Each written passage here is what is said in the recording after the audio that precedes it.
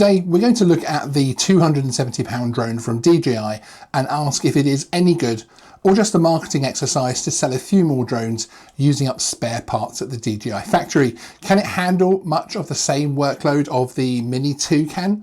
Stay tuned as well, because later on we're going to be taking a look at who this little drone is for. As the market leader in so many ways, DJI makes some great drones, although going by recent releases like the Mavic 3, you will need to dig deep in your pockets to afford one. Other manufacturers like Autel now offer small sub 250 gram drones, but there too the prices are pretty steep, and although drones like the Nano Plus are packed full of tech, it does mean that the entry-level price for camera drones is going up. So the DJI Mini SE, however, takes this trend in the opposite direction. Starting life as a market-specific only release, the demand for the cheapest mini drone to date has become strong enough now that the drone is available here in the UK on the DJI website and local retailers, finally. So we thought it was good timing to take a look at what £270 gets you and just how capable this drone is. Since its launch, the DJI Mini 2 has been hugely popular and very quickly became the go-to drone for so many people. 4K footage, improved wind stability and OcuSync 2.0 connection gave what is a sub £500 or dollar drone their foundation to become one of the most popular consumer drones ever made. For this reason, we'll be comparing the DJI Mini SE to the Mini 2 for the purposes of this video. The DJI Mini SE is really something of an enigma within the DJI range, and not only to us consumers, but it seems also to DJI themselves. When the drone was first spotted across different global markets for sale, even DJI release statements stated that the drone was not intended to be a main release, and indeed it never had a build update or any kind of fanfare whatsoever. The drone itself is a bit of a mashing together of parts and tech from the other two mini drones, and is often described as a Mavic Mini on the inside with the improved Mini 2 externals on the outside with better wind resistance, etc. However, this is wrong, and the official specs from DJI give some surprising information. We'll come on to that next, but first up, let's take a look at the DJI Mini SE. Okay, and as you can see here with the Mini SE and the Mini 2 next to each other, we are looking at very, very similar drones. Really, when you're looking at it, some of the only differences are the actual writing on the arms there, Mini 2 and Mini SE, and the little circle that exists, a little silver circle that exists around the Mini 2 camera denoting the 4K capabilities.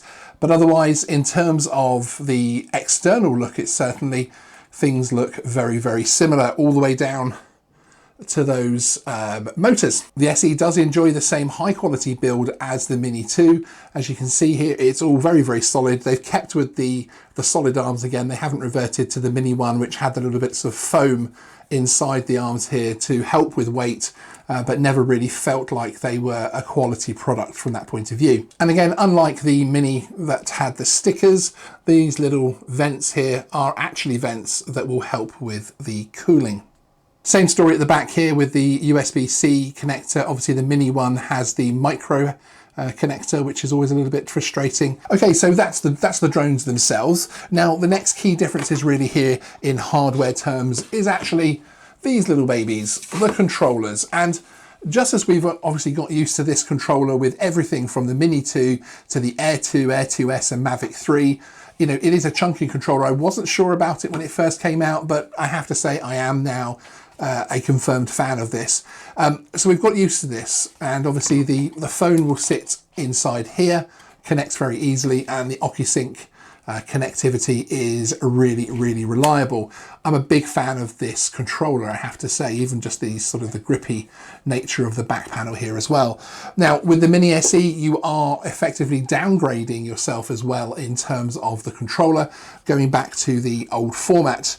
That isn't necessarily a big issue from the point of view that this is a very simple, it does have the gimbal control, record and the other function button, and it has the all-important return to home button and of course power.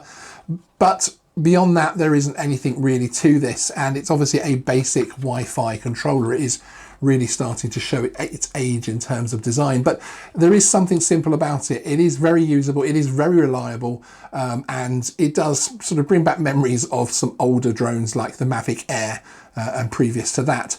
It does fit in the hands very well. It is very simple, it's very small, so when you fold it up, you can just stick it in a bag and take it. I mean, the new controller, to be fair, isn't that much bigger in terms of being able to fit inside your bag and that type of thing. The sticks come off and will go into the little sockets as well. So both controllers really do travel pretty easily and integrate with your phone and tablet. Next up, and we should take a look at a comparison between the key specs of all the DJI Mini drones, which I feel will start to identify the differences and help you decide which of the drones might be for you. A lot of the stats are very similar in headline terms. All three of the Mini drones are sub 250 grams, but here are the top 5 differences in spec that you will care about. 1. The Mini 2 exterior. The Mini SE is placed within the Mini 2 case. It also shares some circuitry, the same motors and props. You would think this gives you the same wind resistance as the Mini 2, but that's not exactly correct. 2. Speed and maneuverability. The Mini SE is actually much closer to the original Mavic Mini than the Mini 2 when it comes to specs that will help you in flight.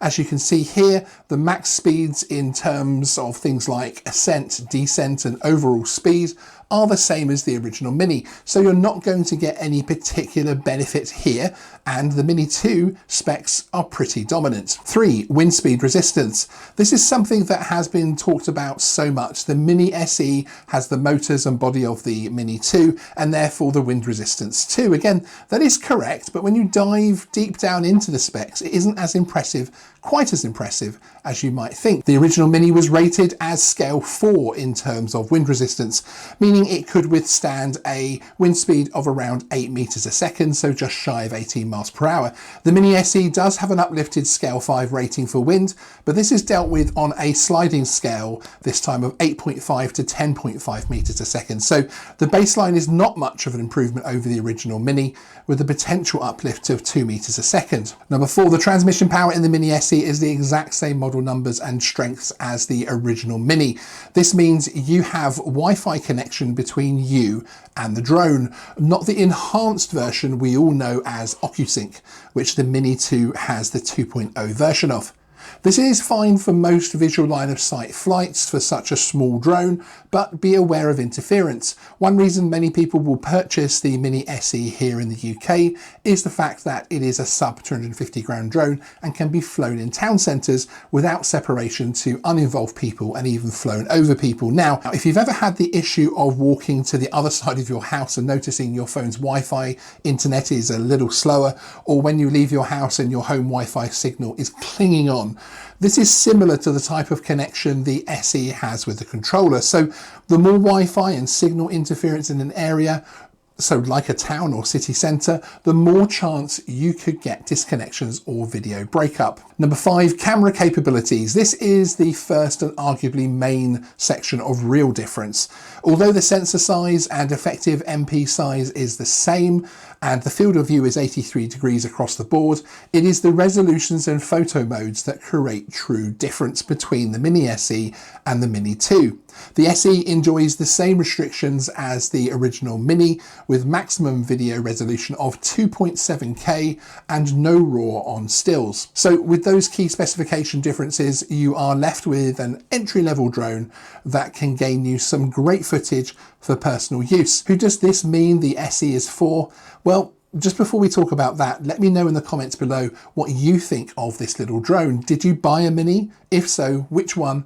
And let me know what you like about it and what would make you upgrade to a new Mini drone with that Mini 3 somewhere around the corner. So for family trips out or for holidays, capturing footage or the interesting places you are visiting, etc., the DJI Mini SE is a good little drone. The 1080p and 2.7K footage will give you perfectly decent footage. It is a cheap drone, and although you don't want to lose a couple of £100 at any time, if you're going to have an occasional drone go wrong or crash or fly away, then you do not want to invest too much in the equipment. And this little drone can certainly get the job done for you. How about the next level up from the occasional user? So the so-called hobbyist. Well, if you're looking for an affordable route into the camera drone hobby, the Mini SE at £270 for the base kit is decent. It will give you a good entry point with enough spec to get some great footage. However, if you are flying a lot and you want to capture that footage in full 4K, then you might need to look at saving the extra money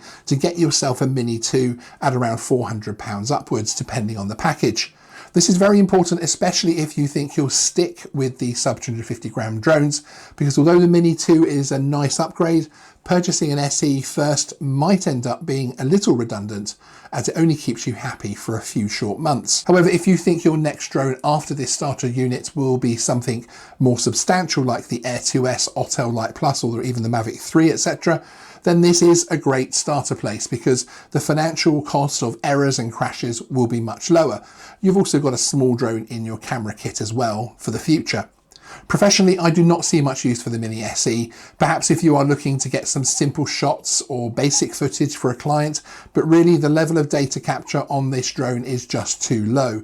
The Mini 2, however, is used by many people in the UK to earn themselves an income from. So is this little Mini SE drone any good? Is it worth it? When I look around at what else you can purchase in the camera drone market for the same price, £270, taking into consideration that the Mini platform is just so solid, tested and trusted and reliable, then yes, I think the drone is very much worth the £270 price tag here in the UK. You might outgrow it pretty quickly and need to move on to something more expensive, but it offers a cheap way to break into the hobby and make some mistakes with. It also provides an excellent choice for people who need an occasional drone that can sit on the shelf for a bit and still work when you need it